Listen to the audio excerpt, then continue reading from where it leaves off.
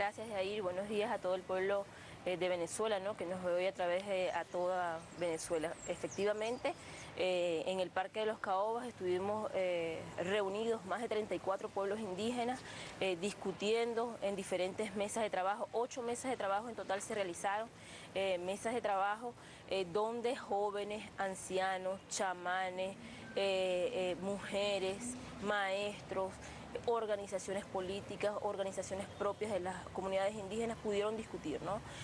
Aportar para consolidar y construir la paz en Venezuela desde los pueblos indígenas, desde la visión de una anciana, desde una chamán que viene desde lo espiritual, ¿no?, desde el papel fundamental que tiene la mujer en la transmisión de valores, de la unidad, de la solidaridad. Desde allí se discutieron, estuvieron discutiéndose en esas mesas, ¿no? Desde el punto de vista de los pueblos originarios, ¿cuáles fueron los resultados inmediatos de ese primer encuentro? Fíjate, lo primero que allí se concretó y que fue las solicitudes de todos y que es lo que ha dicho el presidente Nicolás Maduro, es que estas mesas no quedaran allí, ¿no?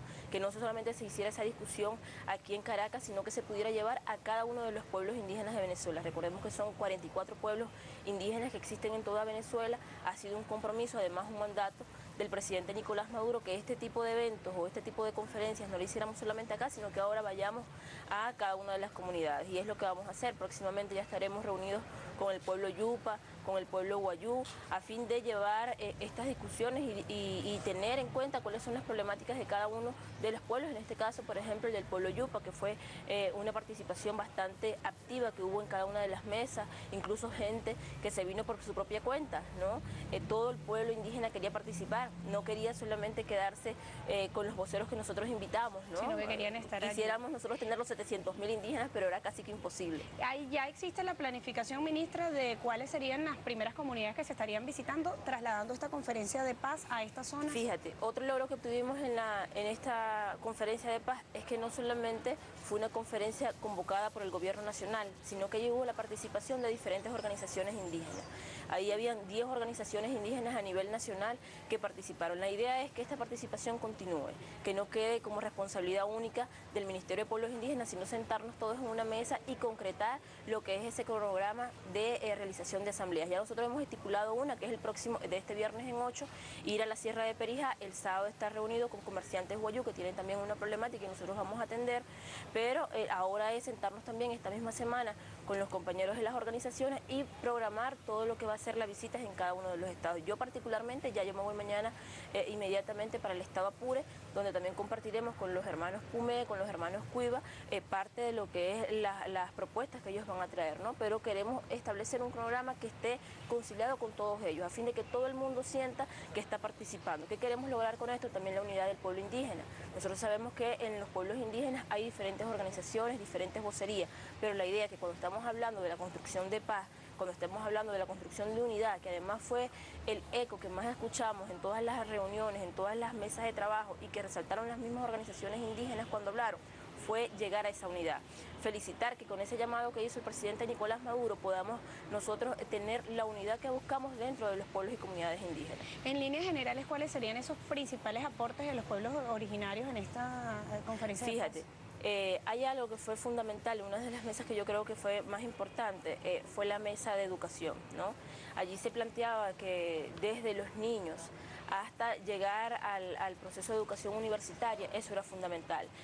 Ahí se discutía que dónde pasa mayor tiempo los niños, nuestros hijos, nuestros hermanos, nuestros sobrinos, es precisamente en las escuelas. Entonces, ¿cuál es el papel fundamental que tienen los maestros y maestras?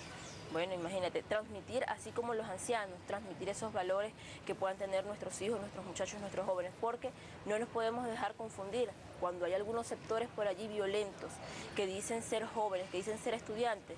Entonces, ¿qué está pasando allí? Entonces, yo pienso que eso fue una de las mesas fundamentales y donde los pueblos indígenas, con su sabiduría, pueden dar todo su conocimiento, lo que es la solidaridad, lo que es el respeto, lo que es saberse escuchar, ¿no?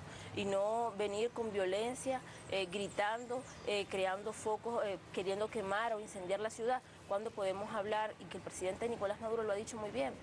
Aquí hemos llamado a todo el mundo a conversar y así lo hicimos en la conferencia y es lo que ha dicho los pueblos indígenas. Incluso dentro de los derechos de palabra, cuando se entraron las conclusiones, habló una anciana, ella decía, fíjate, aquí alrededor de esta naturaleza, alrededor donde escuchamos los pájaros, porque lo hicimos en el Parque de los Caos, no podíamos nosotros escoger un sitio más idóneo que no fuese ese, por supuesto con la orientación de nuestro presidente Nicolás Maduro.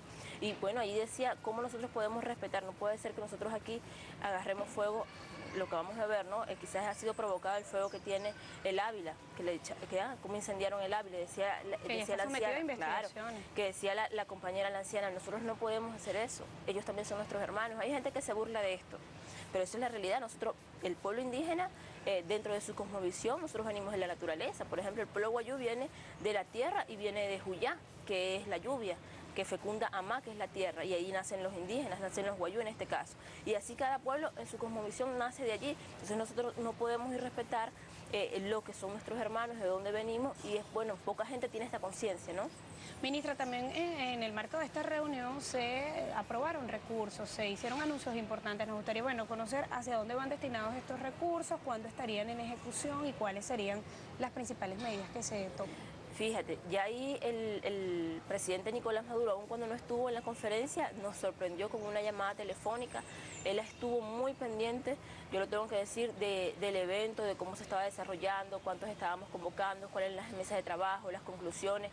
Él allí incluso se comprometió que apenas recibiera las conclusiones, él las iba a revisar y dar ejecútese a esas conclusiones, ¿no?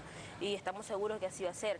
Inmediatamente también nos envió un punto de cuenta firmado, donde aprobaba más de 198 millones de bolívares dirigidos a lo que van a ser proyectos productivos, socioproductivos de cada una de las comunidades. Sabemos que tenemos una cantidad de comunidades vulnerables y que sabemos que lo fundamental, más que hacerle una casa o darle todos los servicios, es ponerlas a producir, ¿no?